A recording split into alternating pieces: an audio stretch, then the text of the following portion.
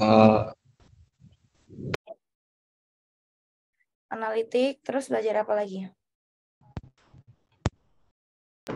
warna-warna ion. Oh iya, warna-warna ion. Iya, itu tuh penting banget ya teman-teman ya, warna-warna ion itu jangan dilupain. Soalnya banyak sekali soal-soal kimia yang kayak cuma ngasih data warnanya aja, terus kan kalian disuruh nebak gitu. Sama misalnya pH-nya gitu-gitu. Atau misalnya dia reaksinya dengan apa, kayak gitu ya. Terus aku juga udah kasih soal latihan, udah coba dikerjain nggak? Gampang ya soal latihannya ya. Itu nebak-nebak senyawa, tapi senyawanya itu senyawa yang umum, bukan yang senyawa-senyawa logam-logam gitu sih, cuma senyawa-senyawa umum aja kayak golongan oksigen, nitrogen, fluor, hidrogen, karbon gitu ya. Siapa yang udah kerjain latihan soalnya? Ada beberapa orang yang udah kerjain nih. Siapa aja yang udah kerjain? Atau yang belum kerjain, kalau misalnya ada kendala boleh kabarin ya. Hari ini kita nggak ada ujian ya teman-teman ya. Ini aku mau ngasih materi aja sih, karena materi anorganik tuh banyak dan luas juga. Jadi materinya tuh bakal aku bagi ke dalam beberapa section. Tapi sekarang ini aku kasih materinya tentang pendahuluan dulu. Nanti kalau misalnya tentang analisisnya lebih lanjut, nanti akan dipelajari di camp yang gabung sama kelas 11 ya, di tahun depan. Baiklah, tadi kalian udah belajar tentang analisis kualitatif. Udah belajar juga tentang ini ya, struktur kristal udah belajar belum? Yang FCC, BCC itu. Udah belajar belum teman-teman? Ingat nggak tadi? Belajar juga nggak? Udah ya, oke. Yang paling keterisiannya paling besar, yang struktur kristal apa? Ingat nggak?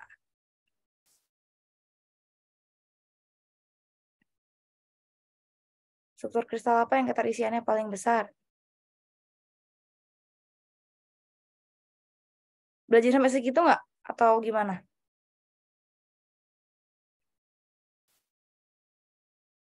Gimana?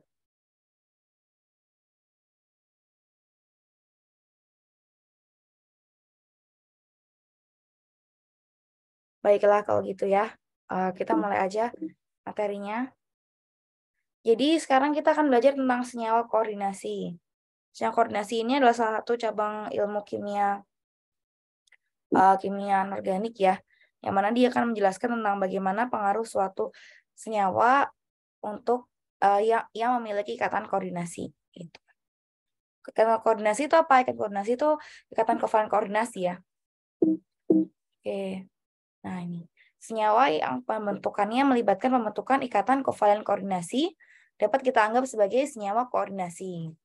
Terus secara lebih luasnya atau lebih khususnya, senyawa koordinasinya itu senyawa yang pembentukannya melibatkan pembentukan ikatan kovalen koordinasi antara dua, yaitu ion logam atau atom logam dengan atom non logam.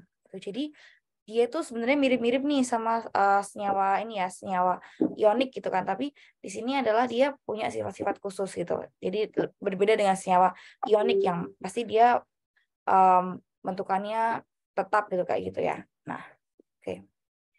Terus kenapa kita belajar koordinasi? Karena ada di kehidupan sehari-hari. Terus juga dalam tubuh itu sebagai hemoglobin ya. Kalau kalian pernah belajar di sekolah. Terus dalam tanaman ada klorofil, ada juga cisplatin yang berperan dalam dunia medis. Bisa juga dia berperan sebagai ini ya, agen yang buat membersihkan sungai gitu-gitu. Oke. Nah, mungkin kita juga pernah dengar ya, ada istilah senyawa kompleks, ada juga senyawa koordinasi gitu kan. Sebenarnya kenapa sih senyawa koordinasi itu sering banget kita sebut sebagai senyawa kompleks gitu. Jadi kita mulai lihat dulu nih dari senyawa-senyawa yang ada di alam. Kita punya senyawa sederhana ya, kayak misalnya NaCl, FeCl3 yang kalau misalnya dia mengion, membentuk kation dan anion aja gitu misalnya. Di sini NaCl membentuk kation logam Na+ dan anion non logam yang Cl- gitu. Terus FeCl3 juga sama, menghasilkan Fe3+ dan 3 buah Cl-. Terus kita juga punya nih garam-garam macam-macam ya, ada namanya garam rangkap. Itu garam yang dia ada banyak strukturnya ya, misalnya kayak gini. FeSO4 titik NH4 2 kali SO4 atau amonium sulfat titik 6H2O. Ini adalah garam ferrosulfat, amonium sulfat, hidrat gitu. Heptahidrat gitu. ini ada satu garam rangkap. Jadi dia tersusun atas lebih dari satu garam atau dia memiliki struktur hidrat. Hidrat tuh dia ketambahan air dalam interstisi struktur kristalnya yang tadi kalian pelajarin ya, yang FCC, BCC itu. Dia dua O-nya itu masuk dalam situ. Tuh. Oke, terus ternyata ditemukan juga nih senyawa-senyawa sifatnya itu tidak dapat dijelaskan secara sederhana seperti kedua kelompok ini. Nah, maka dari itu kita mengenal yang disebut sebagai senyawa-senyawa kompleks atau senyawa-senyawa koordinasi gitu. Sebenarnya kalau misalnya di publikasi itu lebih sering disebutkan namanya senyawa kompleks daripada koordinasi. Terus juga ya sih sebenarnya umumnya itu ya senyawa kompleks sih namanya, tapi kurang lebih samalah maksudnya ya gitu. Nah, senyawa kompleks ini kayak gimana sih bentukannya gitu kan? Kita penasaran ya misalnya. Senyawa kompleks ini tadi ada dua, dia ada atom logam sama ada ligannya. Jadi pada dasarnya dia itu sebenarnya disusun oleh ada atom pusat logam, terus juga dia dikelilingi oleh ligan. Ligan itu adalah suatu senyawa non logam, atau bisa juga sih ligannya itu berupa senyawa logam lainnya, tapi itu kondisi khusus ya. Jadi dia umumnya berupa suatu senyawa non logam, terus habis itu dia berikatan kovalen koordinasi dengan si atom pusat logamnya. Nih, terus atom pusatnya berupa ion logam atau atom logam yang menyediakan orbital-orbital kosong. Di sini kuncinya di sini ya, teman-teman. Jadi terjadinya suatu ikatan kovalen koordinasi ya karena ada orbital-orbital kosong yang disumbangkan oleh si atom pusat logamnya itu ya. Dan ligan ini adalah molekul netral, bisa netral molekulnya. Netral itu maksudnya tidak ada muatannya ya. Atau dia bisa juga berupa suatu senyawa ion yang punya PEB atau pasangan elektron bebas ya. Contohnya ini ada 3 nih di sini yang cukup terkenal ya. Biasanya kita juga kalau menuliskan senyawa kompleks itu ada kurung kotak kayak gini ya. Ini ada bracketnya ini ya. Misalnya contohnya AgNH3 2 kali plus. Di sini dari gambar ini, dari notasi ini kita bisa tahu bahwa atom pusatnya itu Ag. Terus ligannya adalah ligan NH3. Terus ini 2 kali maksudnya apa? Berarti ada 2 buah ligan NH3 yang mengikat Ag. Gitu ya. Terus ini plusnya apa? Plusnya itu muatan totalnya. Muatan totalnya itu adalah muatan dari atom pusatnya ditambah dengan muatan ligannya. Atom pusatnya muatannya +1, ligannya muatannya 0. Jadi total muatan dari senyawa kompleksnya adalah +1, gitu ya. Oke. Contoh lainnya ada FeCN6 3- gitu. Atom pusatnya itu Fe. Ligannya itu Cn gitu ya. Terus muatannya 3-. Dari mana ini? Kita tahu molekul Cn ini muatannya -1 ya, Cn- atau Cn-1 gitu. Dia ada 6, berarti dia sebenarnya charge-nya -6 atau muatannya -6. Berarti Fe-nya ini berapa nih muatannya? Dia punya -6 terus jadinya -3 berarti sama Fe-nya ini adalah +3 ya charge-nya atau muatannya. Itu. Ini atom pusatnya, ini ligannya. Kalau kayak gini berarti Cn-nya ada 6 berarti satu molekul Fe dikelilingi oleh 6 molekul Cn gitu. Terus bisa juga kayak gini nih, muatannya netral ya. NiCO 4 kali. Di sini kita punya atom pusat Ni dan ligan CO. Ini muatannya netral, kira-kira dia ada masing-masing ionnya itu punya muatan nggak? Nggak punya ya di sini. Di sini CO ini kan kita tahu muatannya 0 ya, meskipun dia ada 4. Terus Ni-nya ini berarti muatannya 0 juga. Jadi di sini NiCO4, Ni-nya ini biloxnya 0 gitu. Jadi bisa juga bentuk senyawa kompleks kayak ini ya. Oke, biasa sih kalau misalnya yang senyawa kompleks dengan atom pusat logam yang charge-nya 0 itu adalah atom kompleks yang berikatan dengan ligan karbonil atau ligan CO atau karbon monoksida ya. Ligan karbon monoksida itu dia bisa membentuk suatu senyawa kompleks dengan atom pusat logam yang sifatnya tidak bermuatan gitu. Oke. Nah, biasanya itu senyawa kompleks tuh mula-mula kita taunya atom pusat logamnya itu logam transisi yang golongan B itu ya. Yang misalnya banyak ya, misalnya Mn, Ag, Zn, Fe gitu. Tapi ternyata seiring dengan perkembangan ilmu pengetahuan ditemukan juga nih senyawa kompleks yang atom pusatnya itu logam-logam bukan merupakan logam-logam yang golongan transisi. Misalnya logam-logam alkali sama alkali tanah kayak gitu. Ini kayak Na+, Mg2+, ternyata ditemukan juga dia bisa membentuk senyawa kompleks dengan molekul lainnya gitu. Misalnya ini klorofil nih, ada klorofil A dan klorofil B. Klorofil ini dia punya atom pusat logam yaitu logam alkali tanah ya. Terus habis itu dia dikelilingi oleh cincin porfirin kayak gini. Terus kita tahu juga bahwa molekul Na+ misalnya satu molekul ion alkali gitu, dia dilarutkan dalam air, ternyata dia bentuk senyawa kompleks NaH2O 6 kali plus itu. Terus juga nih aluminium kan juga bukan senyawa kompleks, senyawa logam transisi ya. Dia juga bisa membentuk dengan molekul Cl- menjadi AlCl4- kayak gini. Oke. Nah, terus juga ditemukan juga atom-atom yang pusatnya itu biloxnya positif kayak tadi ya. Rata-rata sih kalau misalnya biloxnya positif ini, biloxnya positif atau 0 ya. Jadi biloxnya bisa positif bisa 0. Terus bisa juga ditemukan biloxnya negatif. Itu biasanya ditemukan pada senyawa-senyawa kompleks yang punya ligan CO ini. Karena CO ini merupakan ligan yang kekuatan ligannya itu kuat banget gitu. Jadi dia bisa berinteraksi atau melakukan pembentukan ikatan kovalent koordinasi dengan atom-atom logam yang bahkan biloxnya minus gitu. Atau 0 atau minus gitu, bisa dua-duanya. Contohnya ini nih, NiCO4 nih Ni-nya biloxnya 0. FeCO5 itu juga 0 biloxnya. Terus ada juga nih FeCO4 2 minus nih, Fe-nya biloxnya -2 ya. Hal ini mungkin terjadi di alam. Oke. Terus ini juga lihat ya, ada kromium CO6 gitu.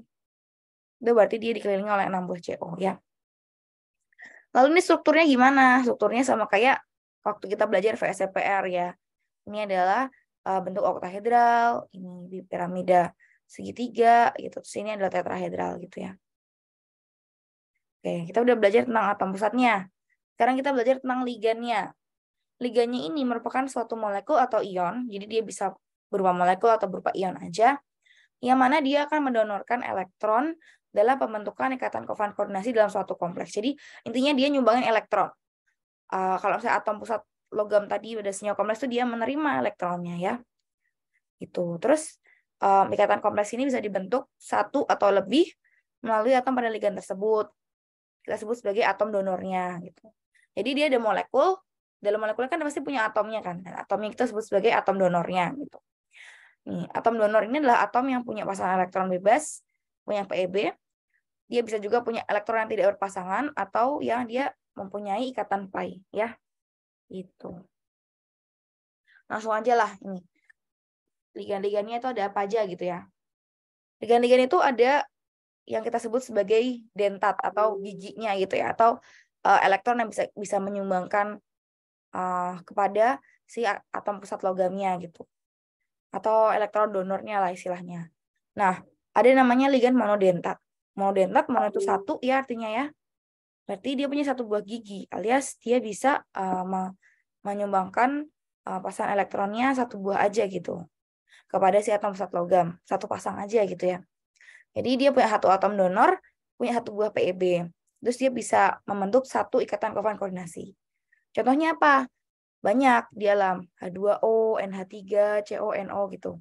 H2O ini kan yang berperan sebagai atom donornya adalah oksigennya. Kenapa? Karena di oksigennya lah yang melimpah elektronnya. Dia punya PeB kan. Ada dua kan di molekul H2O ini, oksigennya punya dua buah PeB.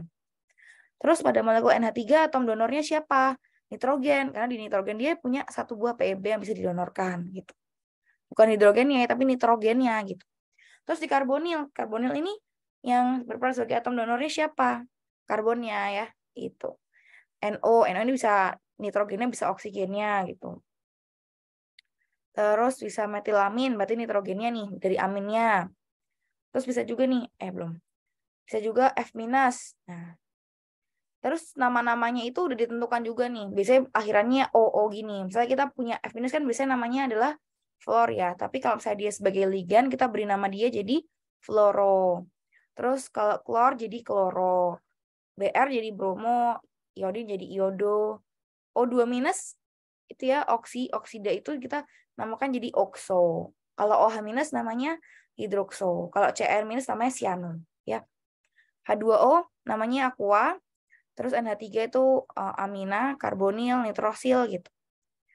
Ada juga SO42- ini ya, anion-anion okso SO42-, tiosulfat ya. Namanya juga ada O-nya belakangnya. Ini sulfato, tiosulfato.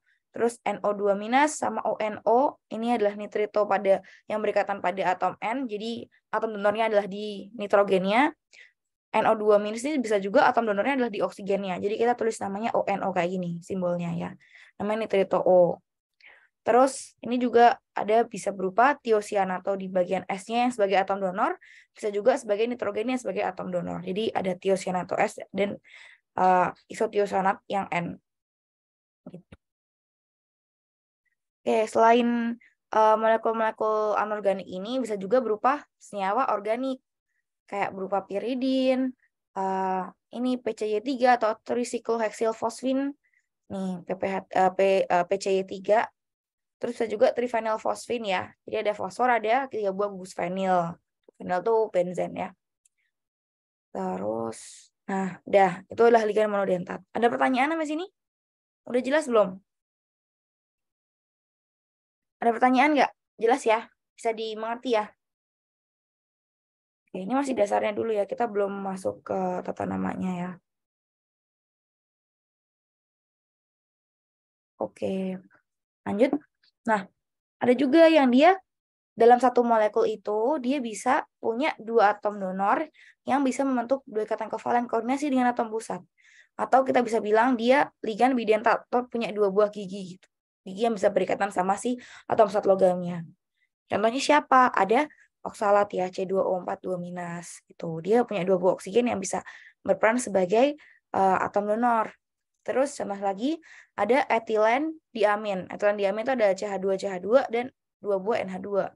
Di sini yang berperan sebagai atom donor adalah 2 buah nitrogen ini. Nitrogen 1 sama nitrogen yang keduanya ini. Terus bisa juga bipiridin, 2,2 bipiridin. Atau fenantrolin, ini bentuknya bagus ya, kayak mahkota gini ya. Ada juga ligan tridentat, berarti dia punya 3 buah atom donor dalam satu molekulnya. Yaitu misalnya ini, dietilen triamin. Gitu. Bisa juga terpiridin kayak gini. Ada juga yang tetradentat, dia punya 4 atom donor dalam satu molekulnya. Berarti dia bisa bikin 4 ikatan kovalen koordinasi dengan atom pusat logamnya. Contohnya ini, tris 2 aminoetil amina. Bisa juga trietilen tetramin kayak gini. Ini ada 4 buah nitrogen sebagai 4 atom donor. Tuh. Bisa juga nih pentadentat, heksadentat gitu. Bisa pentadentat karena penta itu artinya 5. Jadi dia bisa punya 5 buah atom donor yang bisa berikatan kovalen koordinasi dengan atom pusatnya. Contohnya crown ether. Ini crown ether. Ada 15 crown 5 ether. Nah, ini dia. Dia punya 5 buah oksigen yang bisa berperan sebagai atom donor ya. Nah, terus ini yang terkenal nih, ligan heksadentat, alias dia punya 6 buah atom donor yang bisa membentuk 6 ikatan kovalen dengan atom pusat, yaitu EDTA atau etilen diamin tetraasetat. Jadi dia merupakan suatu etilen diamin tapi ketambahan 4 buah asetat. Kira-kira atom mana ya yang berperan sebagai atom donor pada molekul EDTA ini? Syaratnya dia punya PB dan bisa membentuk ikatan kovalen koordinasi. Atom mana aja? Kira-kira yang berperan sebagai atom donor pada EDTA? Yang mana aja ya teman-teman?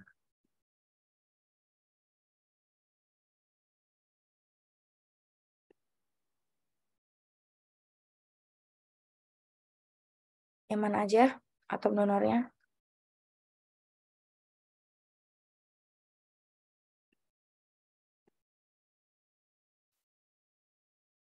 Iya, yang oksigen sama nitrogennya ya.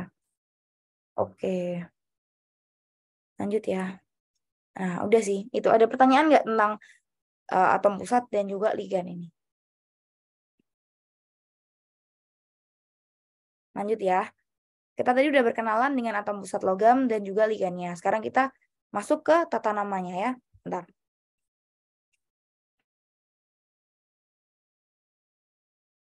Nah, sekarang kita belajar tentang tata namanya atau penamaannya. Gimana cara kita menamakannya sesuai penamaan IUPAC. Jadi, ilmuwan-ilmuwan seluruh dunia itu bakal tahu kalau misalnya kita sebut namanya itu, berarti molekulnya apa.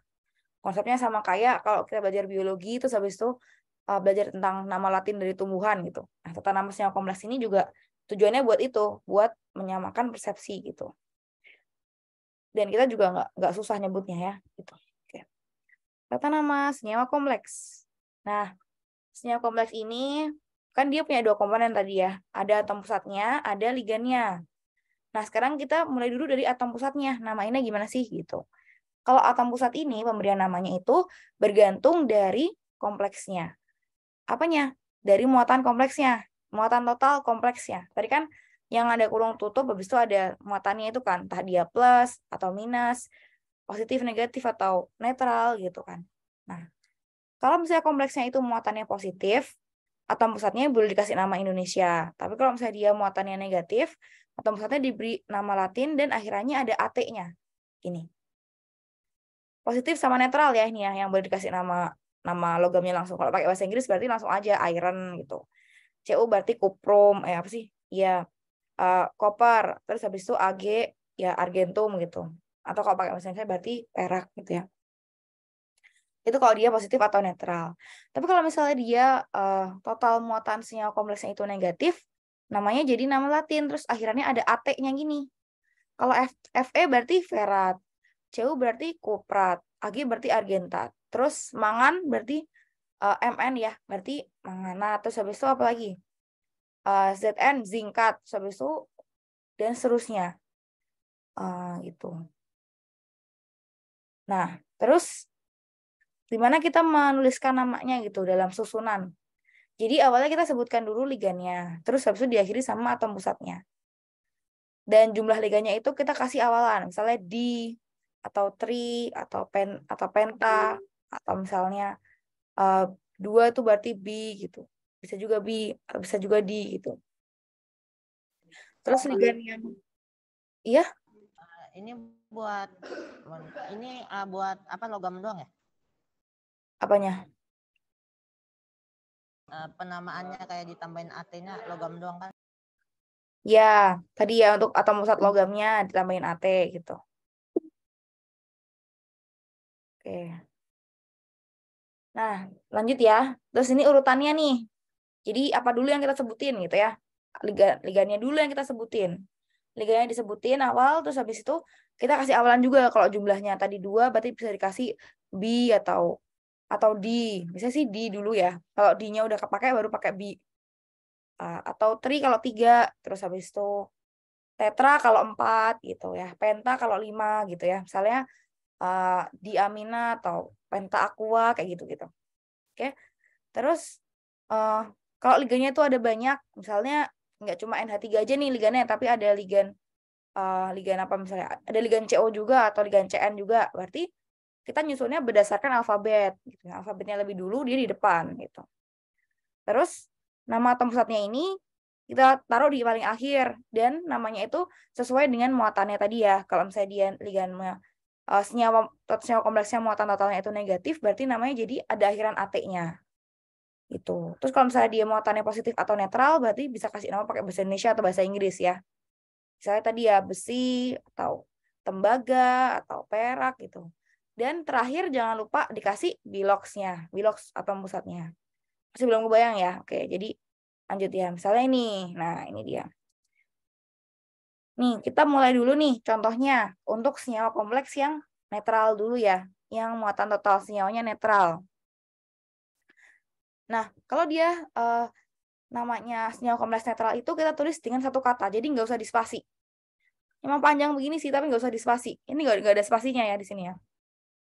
Misalnya kita punya CO, ini berarti kan kobalt ya. CO ada NH3-nya itu 3, terus NO2-nya ada 3. Berarti namanya adalah, ini ada amina, ada nitro. Amina sama nitro duluan A dulu ya, jadi amina dulu yang kita sebutin. Jadi namanya adalah triamina, terus trinitro, nih, triamina, trinitro, terus kobalt. Dan jangan lupa bilox dari si atom pusat logamnya. Kobaltnya biloxnya berapa ini?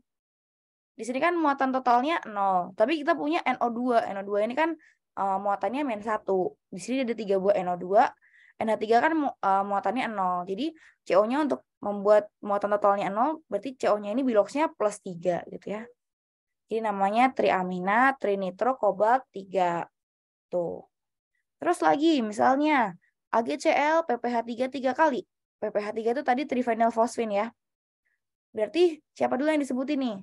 Triphenyl fosfin atau yang Cl-nya atau kloronya ini ya. Sebutin dulu kloronya ya. Jadi namanya adalah kloro, karena dia cuma satu, kita nggak perlu kasih awalan, langsung aja kloro. Terus PPH 3-nya ada 3, berarti ada tris. Terus PPH 3 kan namanya trivinyl fosfin. Jadi kloro, tris, trivinyl fosfin, perak 1 gitu. Bilox Ag-nya kan 1. Jadi ada, jangan lupa. Lagi, nih barium ada I2, ada piridin ada 6. Nanti namanya siapa?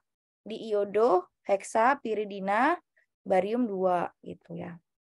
Nih iodiumnya ada 2, berarti namanya diiodo. Terus PY6 tuh berarti piridina ada 6. Berarti heksa, piridina. Terus ini barium, berarti barium 2. Gitu. Terus ini SCN ya. SCN itu tiosianat ya. Cuma ada 1 tiosianatnya. Terus ada trivinyl stibina. Ini ada SbPH3. Ya udah namanya nggak usah dipusingin lah. Kita nulis aja bertahap dulu ya. Ini ada ligan pertama yaitu tiosianat. Jadi tiosianato. Terus trivinyl stibina ini ada 3. Jadi namanya trivinyl stibina. Terus perak. Jangan lupa bilox dari peraknya 1. Perak 1 gitu. Nah, terus kalau misalnya bilox atom pusatnya ini 0, perlu nggak ditulis dalam kurung begini gitu, dalam kurung 0 gitu? Nggak perlu ya. Contohnya tadi, misalnya kita punya NiCO 4 kali. Ya udah sebut aja namanya adalah tetra, karena dia ada 4 ya CO-nya. Terus kalau CO itu namanya karbonil ya, tetra karbonil nikel. Nggak usah tulis dalam kurung gitu. Terus ini Fe, CO-nya ada 2, NO-nya ada 2. Berarti ada karbonil, ada nitrosil. NO itu nitrosil ya. Kalau NO2 itu nitro. Oke. Berarti namanya adalah dikarbonil dinitrosil besi. Udah gitu. Oke. Ada pertanyaan buat kompleks netral? Udah jelas? Kalau udah jelas boleh kasih tahu. Udah jelas belum? Udah jelas belum teman-teman? Gimana?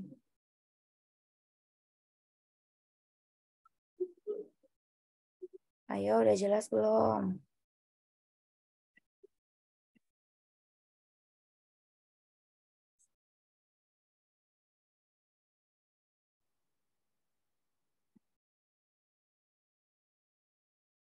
Yang disebulin di dalam kurungnya itu dulu kan. Maksudnya gimana?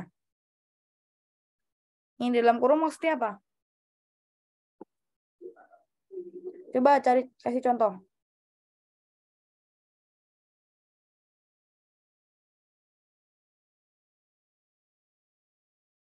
Maksudnya gimana ya? Nggak apa-apa. Yang disebutin duluan itu yang dia alfabetnya duluan. Ini kan karbonil sama nitrosil. K sama N duluan, K. Ya, jadi namanya masukkannya karbonil dulu. Karbonilnya ada 2, berarti di karbonil. Terus nitrosil ada 2, berarti di nitrosil. Terus besi. Gitu. Terus yang dalam kurung ini kan ligan ya. Berarti ligannya yang disebutin duluan ya. Baru atom pusatnya. Atom pusatnya itu ini, logam. Logam bisa berupa logam transisi, bisa juga logam yang alkali atau alkali tanah. Bisa kobalt, Ag, barium, Ag lagi, ini nikel, besi, gitu. Oke, lanjut. Sekarang, tadi kan udah netral. Sekarang yang dia bermuatan atau suatu kompleks yang ionik. Karena dia ionik kan berarti dia bisa positif, bisa negatif. Ya, terserah ligannya ya, terserah molekula juga. Sekarang kalau misalnya kompleksnya positif. Contohnya, kita punya CuNH3 4 kali 2+. Ingat, kalau misalnya dia berupa ion, sebutkan ionnya. Kalau nggak ada ionnya salah ya. Saya kamu kasih nama tetraamina tembaga aja ya, salah ya dia. Harus ada ionnya nih. Ion, karena dia suatu ion ya. Ion, ya, aminanya ada 4, berarti tetraamina. Terus ada Cu, tembaga gitu. Tembaga, bilox tembaganya berapa di sini? 2 ya, kan 2+ ya. Dia biloxnya 2. Yang ketiga kan muatannya 0 ya. Gitu. Jadi ion tetraamina tembaga 2. Oke. Terus ini ada kobalt 2,2 piperidin 3 kali 3+. Namanya apa? Ion lagi. Terus kasih tulisan tris ya, karena ada 3 di sini piperidinnya. Tris. Terus kalau kamu bingung namanya 2,2 BPY ini apa? Sebutin aja. 2,2 aksen strip piperidina. BY itu pasti piridina ya. Piperidina. Terus kobalt. Jangan lupa bilox kobaltnya 3 gitu. Apakah bilox ini yang di sini selalu sama dengan bilox dari senyawa kompleks muatan senyawa kompleks totalnya? Tidak. Contohnya ini ya, Ru ini. Sini Ru NH3 5 kali NO2 1 plus gitu. Dia berarti adalah suatu kation ya. Namanya adalah ion terus habis itu aminanya ada 5 berarti pentaamina. Terus habis itu nitronya ada 1 berarti langsung aja nitro dan rutenium 2. Kenapa dia 2? Karena NO2 ini kan muatan negannya adalah -1. Supaya dia muatan totalnya jadi +1, RU-nya harus muatannya +2 dong gitu ya. Jadi makanya biloxnya +2, tulisannya 2 gitu. Jadi ion pentaamina nitro rutenium 2 gitu. Lanjut, sekarang yang bawahnya CONH3 4 kali Cl2+. Namanya berarti adalah ion tetraamina dikloro kobalt 1 ya, gitu. Kalau muatannya negatif gimana? Kalau muatan negatif tulis ion juga kan, suatu senyawa anionik juga ion ya. Tulis depannya adalah ion, terus spasi, baru nama ligannya ya. Ligan dan juga atom pusat logam. Dan atom pusat logamnya kita kasih nama Latin dengan akhiran AT. Dan juga jangan lupa dikasih juga bilox dari atom pusat logamnya ya. Ini PtCl4 2-. Namanya adalah ion tetrakloro platinat, ada AT-nya ya, bukan platina aja tapi platinat. Terus biloxnya berapa? 2. Berarti ion tetrakloro platinat 2 gitu. Terus kalau kobalt COCN6 3-. Ya udah namanya berarti ion heksasiano kobaltat 3 gitu. Terus ini FeOX3 3-. OX itu oksalat ya, ligan oksalat. Oksalat itu C2O4 2-. Jadi namanya adalah FeOX3 3-, yaitu namanya ion trioksalato ferat 3. Ini vanadium CO5 3-. Berarti namanya adalah ion pentakarbonil. Karbonilnya ada 5 berarti pentakarbonil ya. Terus namanya vanadiumnya jadi vanadat. Bilox vanadiumnya berapa? 3- gitu ya. Oke, terus saja -3 kayak gini. Oke, nah terus senyawa kompleks ionik bisa juga berupa garam ya kayak ini ya, berupa gabungan dengan counter ionnya. Misalnya tadi FeCN6 4-, dia berikatan sama kalium. Jadinya keempat FeCN6. Namanya gimana? Ya tulis aja nama ionnya ya. Berarti nama kationnya spasi nama anionnya. Kalau kationnya dia adalah si satu molekul aja ya udah itu saja kalium misalnya, kalium spasi, baru anionnya ini adalah si senyawa kompleks, berarti nama senyawa kompleksnya. Kalium heksasianoferat 2. Selanjutnya contoh lagi, ada CON3 NH3 5 kali SO4. Di sini kationnya adalah senyawa kompleksnya itu, senyawa kompleksnya ini berupa kation. Jadi sebutkan duluan ya. Di sini ada pentaamina, terus ada N3. N3 itu adalah azido ya, muatannya -1, jadi N3-. N3 terus -1 ya muatannya ya. Ini namanya adalah pentaamina azido kobalt 3 sulfat gitu. Lanjut lagi, sini ada CONH2 2 kali, NH3 4 kali, dan ada etoksida ya ini, OC2H5, C2H5O-. Berarti namanya adalah yang kation dulu, baru spasi yang anionnya. Kationnya siapa? Ada diamido ya, NH2 itu kita sebut sebagai amido ya. Terus habis itu ada NH3 4 kali, berarti tetraamina. Terus pusat logamnya adalah CO, kobalt ya. Muatannya positif ya charge-nya. Berarti namanya diamido tetraamina kobalt 3. Baru spasi nama anionnya, yaitu etoksida. Diamido tetraamina kobalt 3 spasi etoksida. Terus kalau misalnya kation dan anionnya adalah sama-sama senyawa kompleks, ya udah, yang duluan adalah yang kationnya, yang baru yang terakhir adalah yang anionnya. Berarti kalau ini contohnya, CONH3 4 kali, terus PtCl4, namanya apa? Berarti tetraamina, aminanya ada 4 ya. Kita mulai dulu dari CONH3 4 kalinya. Tetraamina tembaga, bilox dari CO-nya 2 ya. Tetraamina tembaga 2, terus baru dilanjutin sama PtCl4-nya. Tetrakloroplatinat 2. Ini. Oke, udah jelas nggak? Jelas nggak? Ada pertanyaan nggak buat tata nama senyawa kompleks?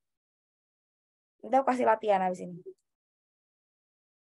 Nih yang netral, yang ion jangan lupa tulis ionnya, yang dia udah punya counter ion berarti langsung aja tulis counter ionnya apa gitu. Ini counter ion ya artinya ya. Counter ion tuh berarti lawan dari ionnya gitu aja. Nah, lanjut. Bisa juga suatu ligan itu merupakan suatu ligan ambidentat. Ambidentat tuh apa sih? Ambidentat itu ligannya merupakan suatu ligan yang bisa berikatan di dua tempat berbeda, alias dia punya dua kemungkinan situs pengikatan atom atau punya dua kemungkinan atom donor, tapi ukurannya kecil, jadi nggak memungkinkan buat dua-duanya berikatan langsung gitu. Jadi bisa milih, misalnya NO2, dia bisa milih berikatan di nitrogennya atau di oksigennya. Terus SCN, ini adalah SCN dan NO2 ini adalah suatu ligan ambidentat yang terkenal ya. Ini misalnya dia RuNH3 5 kali ONO-Cl, berarti dia berikatan pada oksigennya. Namanya jadinya pentaamina, karena aminanya ada 5 jadi pentaamina. Terus jadinya namanya adalah nitrito gitu. NO jadi nitrito, bukan nitro. Kalau berikatan pada nitrogennya namanya adalah nitro. Kalau berikatan pada oksigennya namanya nitrito. Baru namanya atom pusat logamnya yaitu rutenium, pentaamina, nitrito, rutenium 2, klorida. Tuh. Terus yang bawahnya ini karena berikatan dengan nitrogennya, jadi tulisannya NO2 gini bukan ONO. Namanya adalah pentaamina, nitro, rutenium 2, klorida. Kalau tadi kan nitrito, sekarang nitro. Contoh lain yang SCN. Nih, kalau misalnya berupa SCN berarti berikatan di S-nya jadinya tiosianato. Kalau berikatan di nitrogennya jadinya isotiosianato. Namanya gimana untuk ini? Sebutin aja ya. Tiosianato tris, karena ada 3 AsPH3-nya. Tris trifenyl arsina, ini trifenyl arsina ya namanya ya. arsen. Habis itu perak 1. Kalau yang ini isotiosianato tris trifenyl arsina perak 1 namanya. Gitu. Nah, ada juga ligan jembatan. Jadi dia punya 2 buah atom pusat logam yang dihubungkan oleh suatu ligan jembatan ini. Ligan yang atom donornya mengikat 2 atau lebih atom pusat. Kita kasih tulisan mu. Nih, mu. Ada mu2, mu3. Mu-nya ini menunjukkan jumlah atom pusat yang diikat oleh ligan itu. Nah, ini misalnya. Di sini adalah ligan jembatannya itu OH ini. Ada 2 buah senyawa kompleks ya, dan punya 2 buah atom pusat logam, ada 2 buah atom pusat logam Cr. Tapi dia diikat oleh suatu ligan jembatan OH ini. Jadi namanya adalah ion mu hidroksobis pentaamina kromium 3. Ini kalian cukup tahu aja sih, kan nggak perlu ngafalin gitu. Tapi cukup tahu aja ada yang kayak begini nih bentukannya. Kalau ini namanya adalah ion di mu karena Cl-nya ada 2 ya. Jadi di mu kloro, baru lanjutin 2 buah ligannya yaitu bis diamina platina 2. Ini cukup advance sih, tapi nggak apa-apa, aku tunjukin aja nih. Namanya adalah ligan jembatan ya, NH2, O2, NH2 gitu. Nah, terus kalau misalnya liganya itu polidentat ya, berarti kita tuliskan aja atom donor yang berikatan dengan atom pusat, kita nyatakan sebagai simbol. Kayak gini misalnya. Nah, ini. Kita punya gallium ya, suatu senyawa logam, berikatan sama EDTA. Jadi namanya adalah sodium etilen diamin tetraasetato galat 3. Terus ada hidratnya ya, terus saja trihidrat. Ini sodiumnya dari Na plus-nya atau counter ionnya. Tuh. Oke, terus kalau misalnya dia punya 2 atom pusat yang berikatan, kita kasih tulisan bis gitu. Nih bis tetrabromorenat. Tulisan lagi RE, berarti dia ada ikatan dari atom pusat logam Re langsung dengan Re tanpa ada ligan jembatan gitu. Ini juga cukup advance, jadi aku skip aja. Oke, langsung aja mau latihan. Nah, ini ada beberapa soal nih. Coba kita latihan ya, aku kirimkan Jamboardnya ke kalian. Emang kalau jembatan gini pasti mu gitu ya, Kak? Iya, namanya ada mu-nya ya. Gitu. Gitu. Oke. Aku buka Jamboardnya ya sebentar. Kalian bisa istirahat dulu deh 5 menit sampai 16.28.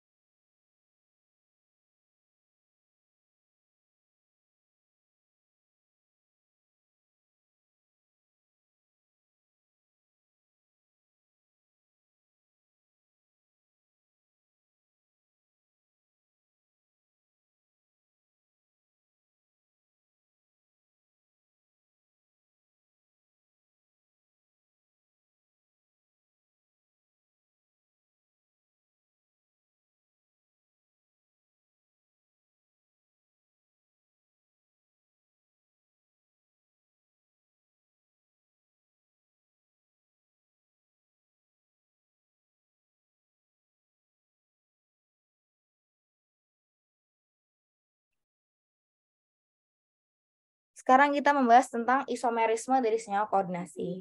Senyawa koordinasi ini pada umumnya dia senyawa biasa gitu. Dia menempati ruang 3 dimensi dan dia juga bisa punya yang kita sebut sebagai isomer ya. Isomer kan dia strukturnya sama. Strukturnya beda tapi rumus kimianya sama gitu. Nah, apa aja sih isomer dari suatu senyawa koordinasi? Kita mulai dulu dari definisi isomer. Isomer itu senyawa yang rumus molekulnya sama, tapi strukturnya beda. Contohnya, senyawa organik tuh banyak banget isomernya. Misalnya kita punya pentana ya, dia punya yang normal pentana atau yang rantai panjang lurus, bisa juga berupa isopentana, neopentana, dan seterusnya. Nah, ini pengelompokan isomernya secara umum semuanya, mau dia molekul organik maupun non-organik, tuh begini pengelompokannya. Ada isomer struktur, ada isomer ruang. Ya, isomer struktur tuh berarti bisa berupa isomer tautan atau linkage isomer yang dia beda pengikatan si atomnya gitu. Terus bisa juga isomer koordinasi. Nah, ini akan banyak kita bahas ya. Ada juga isomer ionisasi. Jadi berupa pada garam-garam rangkap tuh biasanya punya banyak isomer ionisasi ya. Terus bisa juga isomer solvasi, isomer ligan, ada juga isomer posisi koordinasi pada ligan gitu. Dan yang terkenal isomer ruang. Isomer ruang itu ada dua, ada isomer geometri, ada isomer optik. Isomer optik itu yang akan kalian pelajari di senyawa organik ya. Antara ada geometri RS gitu ya. Terus kalau isomer geometri ini ada banyak, khususnya pada senyawa kompleks bisa kita amati ada isomer cis trans, nanti ada isomer fasial meridional nih, Fachmer tuh fasial meridional ya. Ada juga isomer lateral diagonal, ada juga isomer konformasi. Nah, kita mulai dulu dari isomer struktur ya. Ini isomer struktur dulu yang isomer tautan atau linkage isomer. Nah, terjadi kapan nih linkage isomer? Biasanya kalau kita punya ligan ambidentat ya, contohnya ligan NO2 sama ligan SCN. Nah, itu dia bisa punya isomer tautan atau linkage isomer ini. Jadi dia misalnya NO2 nih bisa berikatan dengan nitrogennya ini, kobalt dengan nitrogennya bisa juga berikatan dengan oksigennya, yang lain sama ya. Nah, namanya beda juga. Ini pentaamina nitrokobalt. Kalau yang ini pentaamina nitrito kobalt. Jadi kalau misalnya berikatan dengan oksigen namanya nitrito, berikatan dengan nitrogennya namanya nitro. Ini yang SCN tadi. Nah, ada yang tiosianat, ada yang isotiosianat. Ini yang berikatan nitrogen isotiosianat, yang berikatan dengan sulfur tiosionat ya. Tadi udah dibahas. Terus dia juga bisa berupa koordinasi. Nah, dia terjadi pada senyawa kompleks dengan kation kompleks dan anion kompleks. Misalnya, bingung ya tadi definisinya. Kita lihat aja contohnya langsung ya.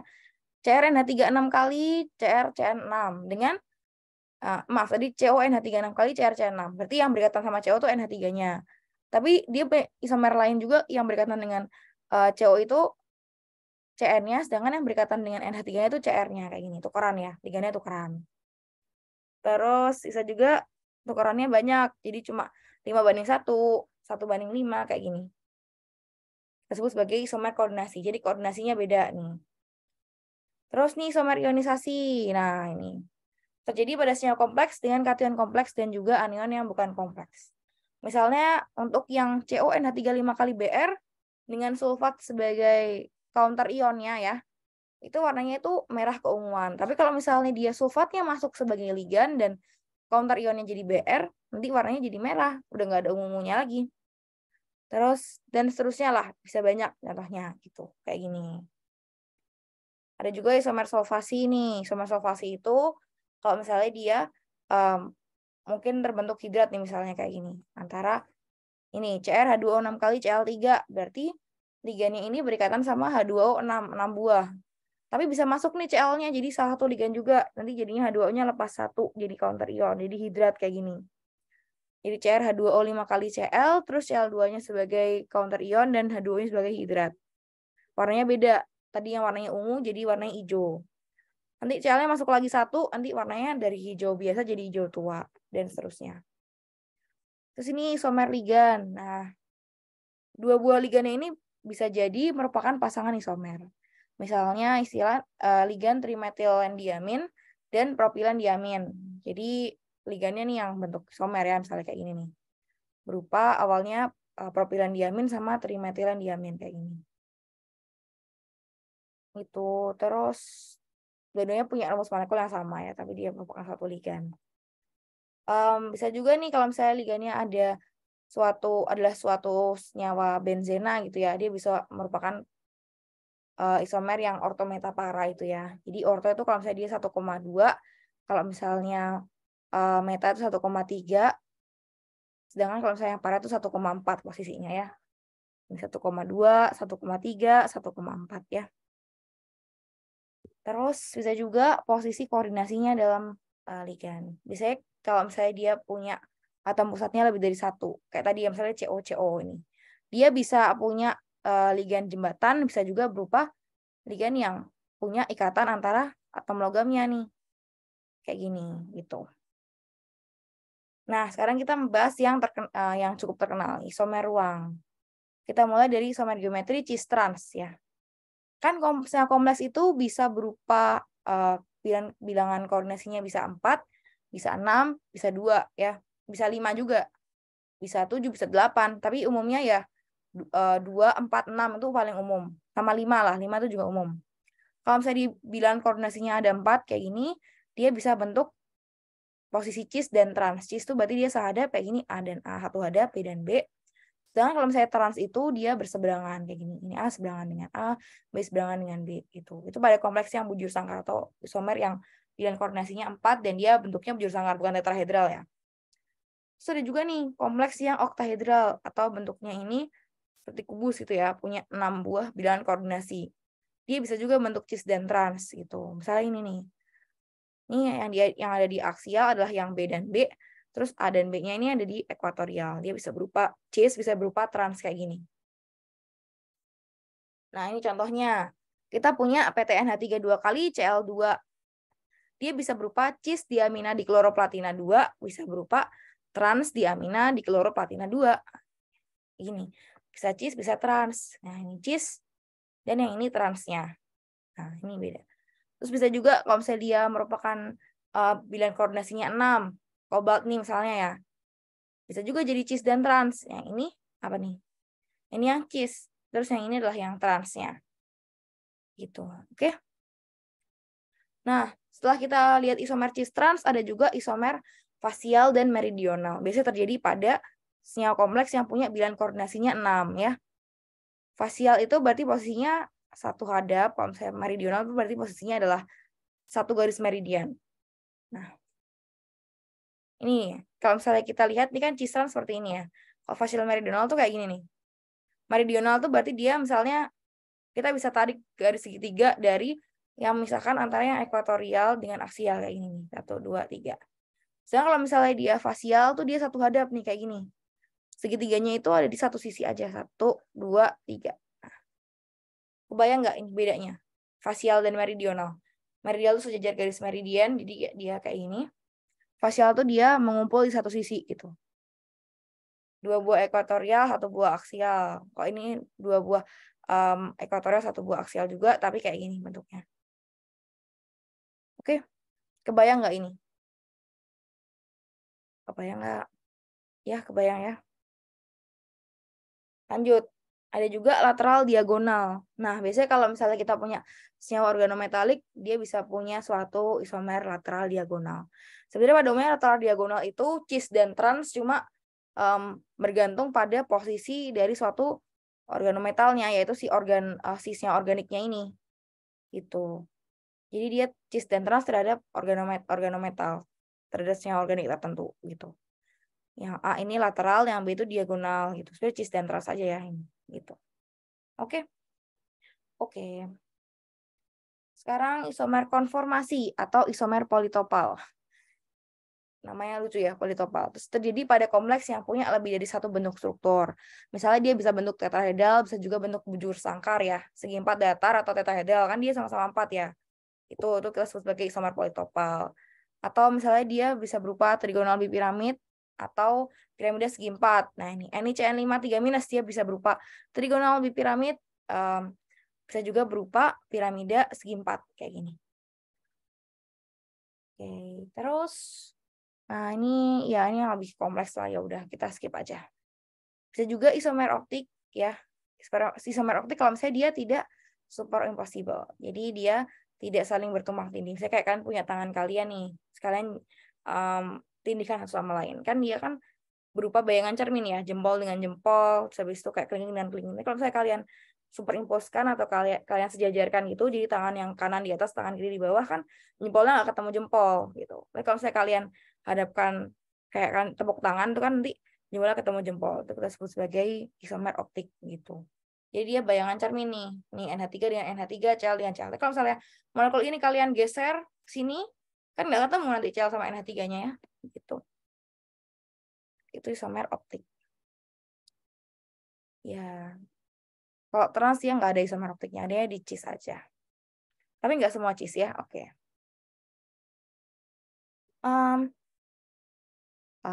Kalau misalnya ini bisa juga isomer optik nggak ya? Bisa juga sih. Tapi nggak umum. Nah, ini juga bisa nih kalau misalnya dia berupa kayak molekul ini nih. Kalau misalnya dia adalah molekul yang tidak pada satu bidang datar, ini bisa berupa isomer optik ya. Ini ada fenilnya. Gitu. Udah sih. Nah, udah. Ada pertanyaan nggak, teman-teman? Buat isomerisme pada senyawa kompleks. Nah, sekarang kita bahas tentang teori-teori yang berkaitan sama senyawa kompleks. Ada banyak teorinya. Ada teori ikatan valensi, ada teori medan kristal, ada teori medan ligan gitu ya. Kita mulai dulu dari teori ikatan valensi ini yang paling sederhana ya. Teori-teori ini tuh menjelaskan bagaimana sih sifat suatu senyawa kompleks itu. Kayak tadi kan kalian udah belajar ya, kayak senyawa logam transisi itu dia punya warna yang macam-macam yang dilarutkan dalam air ya. Misalnya Mn2+ warnanya pink, terus Cu2+ warnanya biru, habis itu kayak nikel warnanya hijau dan seterusnya gitu kan. Nah, kenapa sih dia berwarna sebagus itu gitu? Karena dia membentuk senyawa kompleks dengan air. Kayak misalnya Ni itu berarti dia akan membentuk senyawa kompleks dengan H2O. Jadi NiH2O 2+ gitu. H2O 6 kali 2+ gitu. Terus Mn membentuk kompleks dengan H2O. Rata-rata sih molekul-molekul senyawa logam transisi itu membentuk senyawa kompleks dengan air dengan koordinasi 6. Rata-rata sih gitu, koordinasinya 6. Terus kayak natrium, kalium itu juga membentuk senyawa kompleks dengan air ya. Jadi kalau natrium tadi NaH2O 6 kali plus itu, tapi warnanya tidak berwarna. Oke, sekarang ya udah kita bahas aja. Jadi, kalau misalnya terjadi suatu ikatan antara atom pusat dengan ligan, dia itu akan terjadi pembentukan suatu hibrid gitu, hibrid orbital. Ini lagi-lagi hibrid orbital yang kita bahas ya. Kan kita udah bahas juga ya waktu belajar teori ikatan ya. Nah, di sini kita bisa juga menjelaskan tentang sifat magnet dari suatu senyawa kompleks ya. Konsep yang perlu kita pelajari adalah tentang hibridisasi dan juga eksitasi elektron. Mana dia? Nah, dalam suatu senyawa kompleks, dia bisa punya yang kita sebut sebagai bilangan koordinasi. Yang tadi aku sebut dari tadi ya. Bilangan koordinasi itu apa? Bilangan koordinasi itu adalah suatu bilangan yang menyatakan jumlah ikatan kovalent koordinasi dalam suatu kompleksnya. Jadi kayak berapa sih dia bentuk ikatan dengan ligannya gitu, istilahnya gitu aja. Ada banyak ya, ada 2, 3, 4, 5, 6, sebenarnya bisa 7 sama 8 juga, tapi di sini nggak disebutin. Jadi mungkin ya 2, 3, 4, 5, dan 6, ini yang cukup populer. Nih ada bilangan koordinasi 2, biasanya strukturnya tuh linear. Contohnya AgNH3 2 kali plus. Terus bilangan koordinasinya 3, biasanya strukturnya tuh segitiga datar. Trigonal planar ya. Contohnya HgCl3 minus. Terus kalau bilangan koordinasinya 4 tuh bisa 2 kemungkinan. Bisa berupa tetrahedral, bisa berupa square planar ya. Tetrahedral contohnya NiCl4 2 minus. Square planar itu NiCN4 2 minus. Terus ada di trigonal bipiramidal nih CuCl5 3 minus. Bisa juga bilangan koordinasi 6 bentuknya oktahedral, contohnya CuF6 3 minus. Atau misalnya COH2O 6 kali 2 plus itu juga dia oktahedral. Biasanya kayak H2O itu ligan yang dengan H2O itu biasanya dia bentuknya oktahedral ya. Oke, kita mulai dari yang bilangan koordinasi 2 dulu. Kasusnya yaitu contohnya AgCN2 minus. Nah, kita ada Ag, ada CN min. Kita punya atom pusat Ag+, yang mana kalau misalnya kita tuliskan ini ya, elektron valensinya itu adalah dari Kr 4d10, 5s0, 5p0. Nah, di sini kita punya dua buah ligan Cn-. Nah, Cn- ini akan mendonorkan 2 buah Pb. Pb-nya itu di mana? Pb-nya akan masuk ke orbital yang kosong. Orbital mana yang kosong? Kita sekarang lihat dulu nih orbitalnya. Kita refreshing dulu ya. Bentuk-bentuk orbital tuh ada macam-macam ya. Ini untuk orbital S tuh bentuknya kayak gini nih, satu doang, satu buah bola kayak gini. Sedangkan orbital P itu punya 3 buah bentuk, ada PX atau sejajar dengan sumbu X, ada PY yang sejajar dengan sumbu Y, ada PZ yang sejajar dengan sumbu Z. Dan kalau misalnya dia orbital P-nya itu full, dia bakal bentuknya kayak gini nih. PX, PY, dan PZ jadi satu gitu. Nah, terus berarti CN ini masuk kemana? Karena kan dia linear, berarti dia masuknya ya antara di sumbu X dan sumbu Y gitu. Atau kayak misalnya di dua-duanya di sumbu Y dan Z kayak gitu. Jadi kita bisa perkirakan bahwa sudut ikatannya adalah 180 derajat. Terus panjang ikatannya 213 pikometer juga karena dia homogen ya, sama-sama CN gitu. Oke, nah ada namanya yang kita sebut sebagai hibridisasi. Kurang lebih mirip juga pada senyawa kovalen ya di sini. Hibridisasi ini adalah suatu proses pembentukan orbital-orbital hibrid dengan tingkat energi yang sama melalui kombinasi linear orbital-orbital atom yang beda dengan tingkat energi yang berbeda pula. Misalnya nih untuk molekul AgCN2-, dia hibridisasinya adalah sp gitu. Jadi 50% sifat orbital S dan 50% sifat orbital P. Dan koordinasinya ada dua, ini Ag terus CN1 sama CN2 ini. Strukturnya itu linear, di AgCN2-. Terus bisa juga dia hibridisasinya sp2. Kalau misalnya dia bilang koordinasinya 3. Kalau bilang koordinasinya 4, bisa dua macam nih. Bisa hibridisasinya sp3, bisa juga berupa dsp2 gitu. Kapan dia sp3, kapan dia dsp2, ntar kita bahas ya. Kalau misalnya dia hibridisasinya sp3, maka strukturnya itu tetrahedral. Contohnya NiCl4-.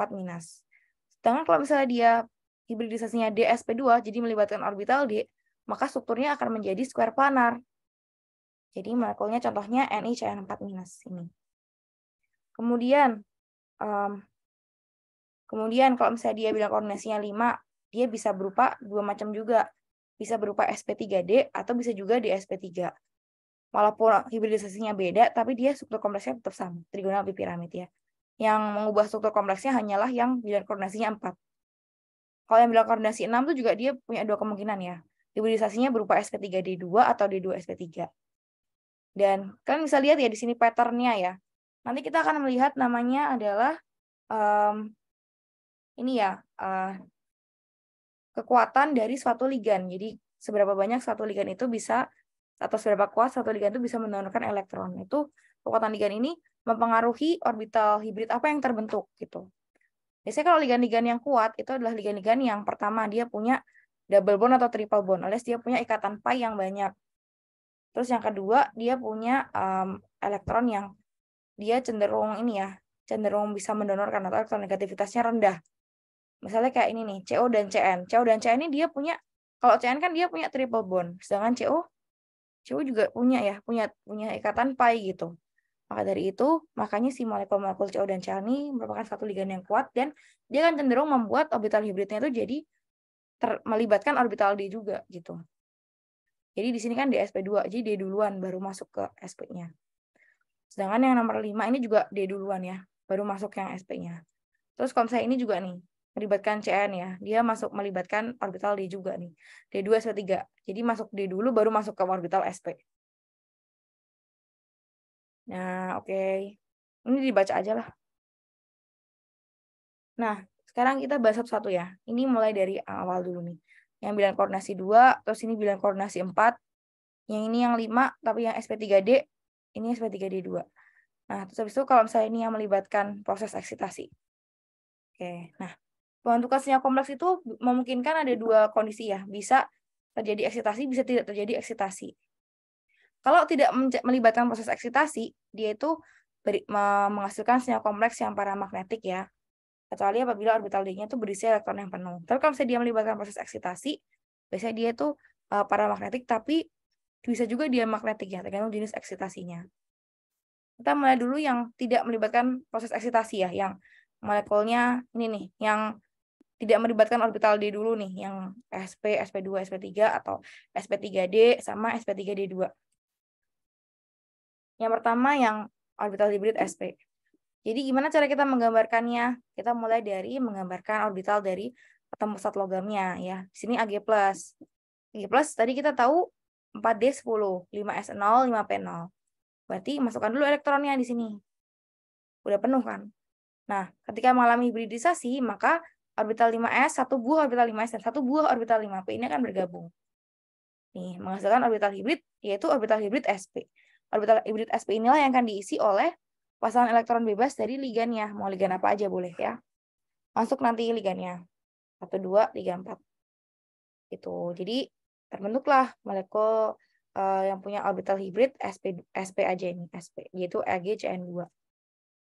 Gitu. Strukturnya ini linear, terus habis itu dia diamagnetik. Kenapa diamagnetik? Karena di sini kita lihat bahwa spin elektronnya itu berpasangan semua, jadi tidak ada yang spinnya setengah. Semuanya pada spinnya 0 semua.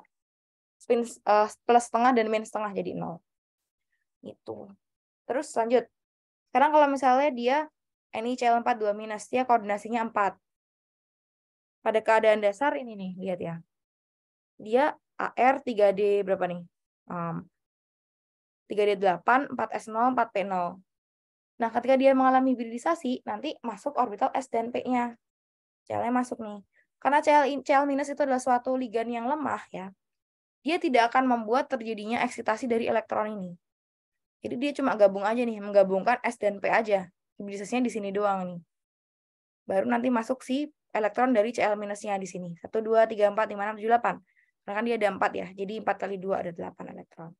Maka dari itu orbital hibridnya adalah orbital hibrid sp3 dan sifat magnetnya adalah paramagnetik. Kenapa dia paramagnetik? Karena masih ada elektron yang tidak berpasangan di sini ya. Spin setengah ini. Itu. Begitu juga ini sama CuCl5. Ini juga sama. Kita lihat dulu nih konfigurasi elektronnya gimana. 3D berapa nih?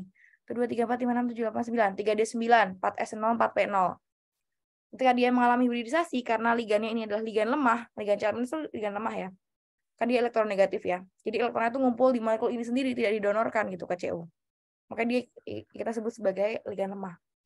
Kalau dia ligan lemah, hibridisasi yang terjadi adalah hibridisasi yang di sini aja, tidak melibatkan proses eksitasi. Jadi si elektron itu nggak bakal pindah atau kayak nggak bakal kegeser kemana-mana gitu. Tetap di situ. Nah ini udah dia gabung. Ini S, terus 3 buah orbital P dan 1 buah orbital D. Jadi orbital hibridnya adalah orbital hibrid sp3d. Dan sifatnya adalah paramagnetik. Nah, ini juga sama ya, FeCl6 3-. Nah, kita lihat FeCl6 3- itu dia punya orbital struktur konfigurasi elektron 3D5. Nah, nanti si 3D5 elektron ini tuh tetap tidak berpasangan semua, tidak akan mengalami eksitasi, tetap gini aja. Hibridisasi terjadi hanya pada orbital yang kosong, sama kayak yang tadi sebelum-sebelumnya nih. Kenapa? Karena di sini kita lihat ligannya, yaitu ligan Cl- itu ligannya lemah. Tuh, jadi nggak mungkin melakukan eksitasi. Jadi kita lihat dia hanya bergabung 1 buah orbital S, 3 buah orbital P, dan 2 buah orbital D. Jadi orbitalnya sp3d2. Masuklah nanti Cl- elektronnya di sana. Jadi strukturnya menjadi oktahedral, paramagnetik, dan dia punya orbital hibrid sp3d2. Nah, sekarang kita lihat kalau misalnya ligannya beda ya. Ini kita punya NiCl42- dan kita bandingkan sama temennya, NiCl42- ya. NiCl42- tadi tidak ada eksitasi nih, elektronnya masih spin setengah semua. Tapi kalau misalnya dia berupa NiCl4-, kita lihat yang terjadi apa. Pertama kita tuliskan dulu keadaan dasarnya ya. Konfigurasi elektron keadaan dasar 3D8, 4S0, 4P0. Karena kita didekati oleh Cl- atau si atom zat logamnya didekati oleh suatu Cl- yang dia kekuatan ligannya sangat besar gitu kan. Karena dia punya elektron pi atau punya triple bond gitu kan. Akan membuat terjadi suatu eksitasi. Eksitasinya adalah dari elektron yang tidak berpasangan ini untuk bergeser ke temannya gitu. Jadi berpasangan gitu. Kayak gini, eksitasi terjadi. Maka dari itu orbital hibrid yang terbentuk adalah orbital hibrid yang kosong, ini yang ditinggalkan oleh elektron yang tereksitasi, digabungkan dengan orbital hibrid sisa lainnya. Makanya hibridisasinya adalah dsp2 kayak ini. 1 buah orbital D, 1 buah orbital S, dan 2 buah orbital P. Jadi dsp2 kayak ini.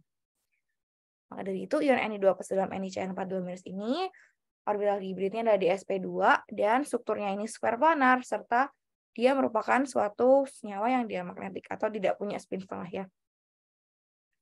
Jadi spinnya berpasangan semua, spin elektronnya ini berpasangan semua ya. Gitu. Oke. Nah, begitu juga nih, kalau ligan NH3. NH3 ini juga suatu ligan kuat ya. Dia memungkinkan terjadinya eksitasi. Fe NH3 6 kali 3+, kita bandingkan sama tadi temennya nih, FeCl6 3-. Nah, ini FeCl6 3-, meskipun dia muatannya minus, tapi tetap aja Cl itu bukan suatu ligan yang kuat, dia ligan yang lemah gitu kan. Ini dia ntar bakal bergeser nih. Ini kan kalau di sini nggak bergeser ya, tapi kalau misalnya di FeNH36 kali ini dia bergeser, dia bakal mengalami eksitasi namanya. Dia akan pindah membentuk suatu spin yang berpasangan kayak gini. Karena dia pindah bentuk spin berpasangan, maka tersisalah 2 buah orbital D, dan 2 buah orbital ini akan bergabung dengan orbital lainnya yang kosong membentuk orbital hibrid D2sp3. D-nya ada 2, S-nya 1, P-nya 3, jadi D2sp3 ya. Gitu. Nah, karena di sini masih tersisa 1 buah elektron yang spin setengah, jadi dia paramagnetik gitu aja ya. Ini masih ada setengah nih. Meskipun udah bereksitasi tapi masih ada setengah gitu. Jadi dia paramagnetik tapi kekuatan magnetiknya masih lebih rendah dibandingkan yang si FeCl6 3- ini gitu. Oke. Terus ini contoh lain nih, kobalt NH3 6 kali. Nah, jadi dia magnetik karena semuanya udah berpasangan ya, nih pasangannya genap ya. Itu ini orbitalnya di 2sp3 gitu. Ini Cu NH3 4 kali, ini juga sama ya. Nah, kalau misalnya dia satu doang yang kayak tidak berpasangan gini mula-mulanya. Eksitasinya gimana? Eksitasinya akan naik ke orbital yang lebih tinggi. Awalnya 3D jadi 4P. Nah, itu dia eksitasi ini. Naik, pindah nih elektronnya. Nanti baru orbital hibrid yang terbentuk adalah orbital hibrid DsP2 kayak ini. Tuh. Jadi dia bentuknya square planar, paramagnetik, orbital hibridnya DsP2. Ya. Oke, ini ada konsep orbital dalam dan orbital luar. Nggak usah lah, ini akan baca aja sendiri. Nah ini yang penting ya. Pada suatu sinyal kompleks kita bisa menghitung suatu kekuatan magnetnya, yaitu pakai ini nih. Atau kita sebut sebagai momen magnet. Momen magnet itu satuannya adalah BM ya, Bohr magneton. Tapi simbol dari momen magnet itu mu. Mu sama dengan akar N dikali N+2. N-nya ini adalah jumlah elektron yang tidak berpasangan gitu. Jadi misalnya tadi jumlah elektron yang tidak berpasangan ada 1, berarti kekuatan magnetnya adalah, atau momen magnetnya adalah akar 1 dikali 1+2, 1 dikali 3, jadi akar 3 gitu. Atau kita bisa sebut momen magnetnya sama dengan akar 3 BM gitu. Satuannya BM-nya. BM itu kayak gini nih, ya B besar dan M besar. Oke, ini momen magnet ini penting ya buat kalian tahu nih. Momen magnet, tuh kalau misalkan disuruh ngitung berapa momen magnet dari molekul ini, masukkan rumus ini, mu sama dengan akar N dikali N+2, gampang ya ngapalinnya ya. Itu. Terus satuan hasilnya apa? Satuannya BM, Bohr magneton. Itu satuan momen magnet. Coba ya kita cari tadi, kita hitung masing-masing momen magnetnya dari contoh yang tadi ya, hibridisasi itu. Misalnya siapa? Yang ini ini dia magnet tadi ya. Ini dia magnet juga. Nah, ini misalnya nih. FeCl6 3-. Nah, dia kan paramagnetik kan. Ini banyak, ada 5 buah elektron yang spinnya setengah. Berarti berapa nih momen magnetnya? Momen magnetnya kita masukkan ke rumus. Mu sama dengan N dikali N+2. Akar N dikali N+2. N-nya berapa? Tuh 2, 3, 4, 5. 5. Berarti akar 5 dikali 5 tambah 2 berapa? 5+2, 7 ya. Berarti akar 5 dikali 7. Berarti akar 35. Berapa tuh? Selesaikan aja pakai kalkulator ya. Jadi akar 35. Kalau ditanya hitung momen magnet dari molekul FeCl6 3-, kalian hitungnya gini ya. Pertama tentukan dulu nih berapa yang mengalami hibridisasi, ataukah apakah dia mengalami eksitasi atau tidak gitu, tentukan itu dulu. Baru kalian bisa susun orbital elektronnya dan bisa dihitung berapa momen magnetnya. Jawabannya nih akar 35 BM. Gitu ya. Oke, sekarang kalian yang kerjain coba. Bentar, ya. Yang mana ya? Bentar.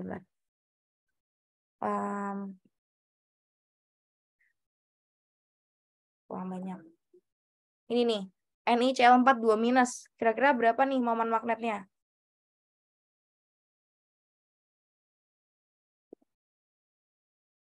Berapakah momen magnet dari molekul NiCl4 2-?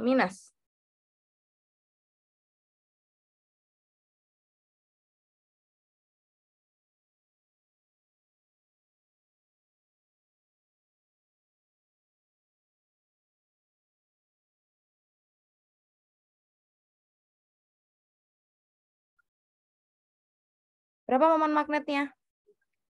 Ngitung momen magnet tadi akar N dikali N plus 2 ya. Momen magnet itu simbolnya mu. Satuannya Bohr magneton atau Bm. Rumusnya akar N. N-nya itu adalah pasangan elektron yang tidak punya pasangan ya. Elektron yang bebas. Rumusnya N dikali N plus 2.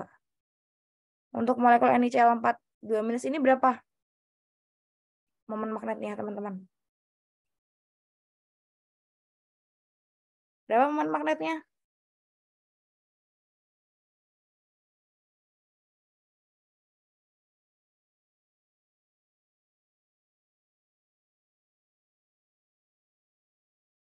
Akar 6 ya, benar ya. Akar 6 yaitu 2,45. Satuannya apa? Jangan lupakan satuannya ya. Satuannya nggak ada salah ya. Jawabannya tadi akar 6 BM. Oke, ini akar 6 BM ya. Jadi untuk ini momen magnetnya adalah akar 6 BM. Udah deh. Akar 6 BM. Udah. Nah, nanti di camp tahun depan kita akan belajar namanya CFSE sama LFSE juga ya. Kita belajar dulu hibridisasi ini udah pada paham ya. Ada pertanyaan nggak teman-teman sekarang? Gimana? Jelas nggak materinya? Ujiannya besok ya, sama radioaktivitas. Oke, sampai sini ada yang mau ditanyain nggak teman-teman? Sudah cukup jelas belum tentang materi hari ini? Jelas nggak teman-teman?